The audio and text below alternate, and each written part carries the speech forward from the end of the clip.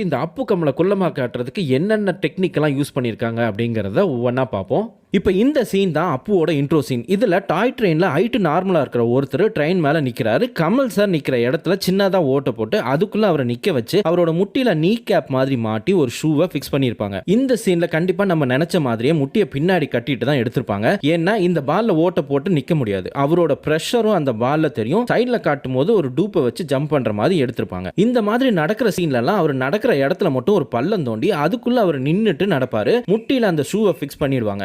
இப்போ அவரோட காலு ஃப்ளோர்ல இருக்கிற மாதிரி நமக்கு தெரியும். அவங்க அம்மாவும் சைடில் தான் நடந்து வருவாங்க. அதே போல கேமரா ஆங்கிள் பார்த்தீங்கன்னா அவரோட ஹைட்டுக்கு ஏற்ற மாதிரி ரொம்ப லோவா இருக்கும். அதுக்கு பேரலா ஒரு குழி தோண்டி கேமரா ட்ராலியை அதுக்குள்ள வச்சு ஸ்லைட் ஆகிற மாதிரி எடுத்திருப்பாங்க. இதே மாதிரி தான் நடக்கிற சீன்லாம் இந்த படத்துல பெரும்பாலும் இதே டெக்னிக்கை யூஸ் பண்ணி எடுத்திருப்பாங்க. இப்போ இந்த சீன்ல அப்பு கீழ இருந்து ஒரு டேபிள் மேல ஜம்ப் பண்ற மாதிரி இருக்கும். இந்த இடத்துல அவரை சப்போர்ட் பண்ணி தூக்கி பிடிக்கிறதுக்கு யாரும் இல்லை. இது எப்படி எடுத்து